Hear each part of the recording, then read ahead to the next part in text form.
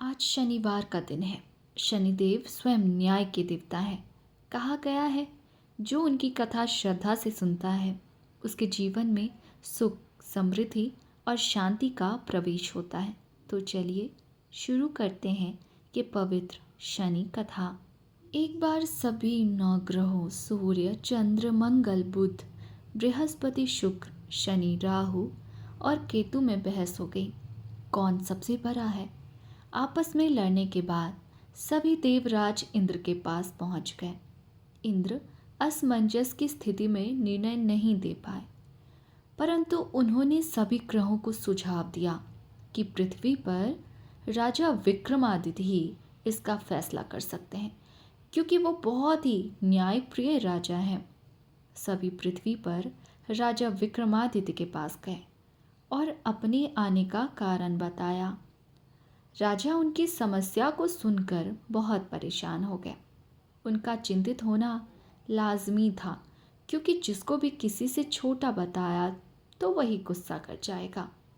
राजा के काफ़ी सोच विचार के बाद उन्हें एक उपाय सूझा। उन्होंने सुवर्ण, रजत, कांस्य, पीतल, सीसा, रांगा, जस्ता, अभ्रक और लोहे से 9 सिंहासन का निर्माण करवाया। उन्हें उपयुक्त क्रम में रख दिया गया। सबसे निवेदन किया गया कि क्रमानुसार सिंहासन पर आसन ग्रहण करे। शर्त रखा गया कि जो सबसे अंतिम में सिंहासन पर आसन ग्रहण करेगा वही सबसे छोटा माना जाएगा, जिसकी वजह से शनिदेव सबसे बाद में आसन प्राप्त कर सके और सबसे छोटे कहलाए।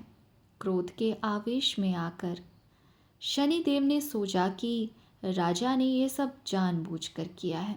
कुपित होकर राजा से कहा कि राजा, तुम मुझे नहीं जानता। सूर्य एक राशि में 1 महीना, चंद्रमा 2.25 महीने 2 दिन, मंगल 1.5 महीना, बृहस्पति 13 महीने, बुध और शुक्र 1-1 महीने विचरण करते हैं, लेकिन मैं 2.5 से 7.5 साल तक रहता हूँ। मैंने बड़े बड़े का विनाश किया है। श्री राम की 7.5 आने पर उन्हें जंगल जंगल भटकना पड़ा और रावण के ऊपर आने पर लंका को बंदरों की सेना ने परास्त कर डाला। क्रोधित शनिदेव ने राजा से कहा कि अब आपको सावधान रहने की ज़रूरत है। इतना कहकर शनिदेव कुपित अवस्था में वहाँ से चले गए। समय गुजरता गया और काल चक्र का पहिया घूमते हुए राजा की 7.5 आ ही गई। तब शनिदेव घोड़ों का सौदागर बनकर राजा के राज्य में गए।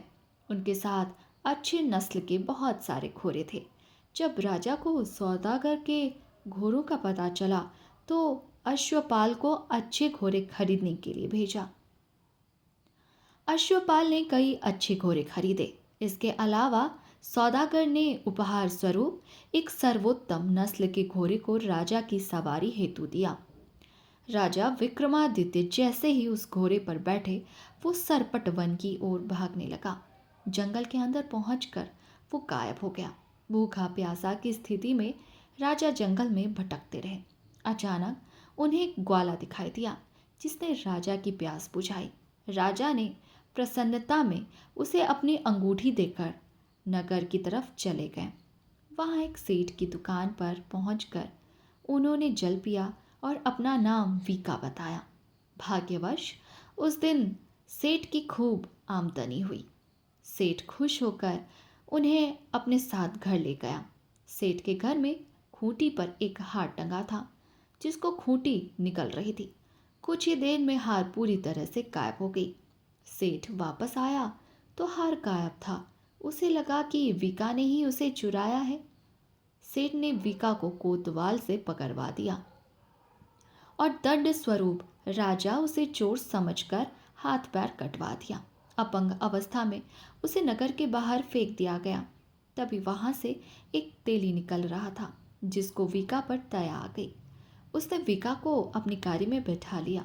वीका अपनी जीभ से बैलों को हाँकने लगा। कुछ समय पश्चात राजा की शनि दशा समाप्त हो गई। वर्षा काल आने पर वीका मल्हार गाने लगा। एक नगर की राजकुमारी मनभावनी ने मल्हार सुनकर मन ही मन प्रण कर लिया कि जो इस राग को गा रहा है वो उसी से ही विवाह करेगी। उन्होंने दासियों को खोजने के लिए भेजा, परंतु वापस आकर उन सभी ने बताया कि वो एक अपंग आदमी है।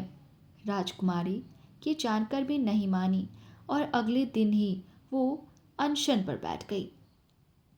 जब लाख समझाने पर राजकुमारी नहीं मानी, तब राजा ने उस तेली को बुलवाया भेजा और वीका से विवाह की तैयारी करने के लिए कहा गया। वीका से राजकुमारी का विवाह हो गया।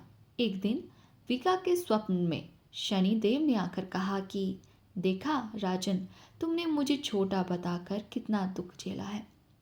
राजा ने क्षमा मांगते हुए हाथ जोड़कर कहा कि हे शनिदेव, जैसा दुख मुझे दिया है किसी और को ऐसा दुख मत देना। शनिदेव इस विनती को मान गए और कहा कि मेरे व्रत और कथा से तुम्हारे सारे कष्ट दूर हो जाएंगे।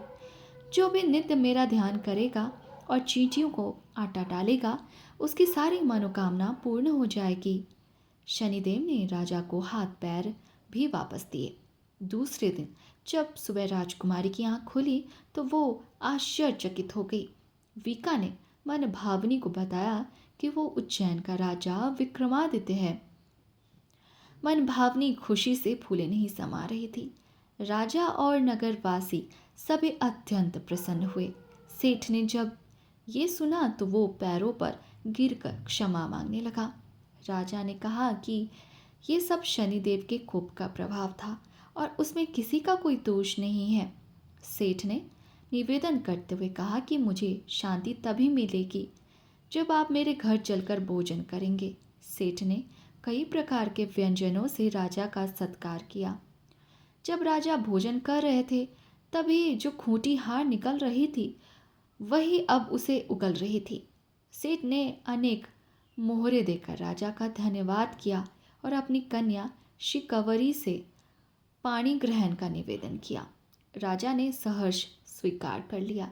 राजा अपनी दोनों रानियों मनभावनी और शिकवरी को लेकर उज्जैन नगरी लौट आए। सारे नगर में दीपमाला और खुशी मनाई। राजा ने घोषणा करते हुए कहा कि मैंने शनिदेव को सबसे छोटा बताया था, लेकिन असल में वही सर्वोपरि हैं। तब से सारे राज्य में शनिदेव की पूजा और कथा नियमित होने लगी। सारी प्रजा के बीच खुशी और आनंद का वातावरण बन गया। शनिदेव के व्रत की कथा को जो भी सुनता या पढ़ता है उसके सारे दुख दूर हो जाते हैं। जय शनिदेव।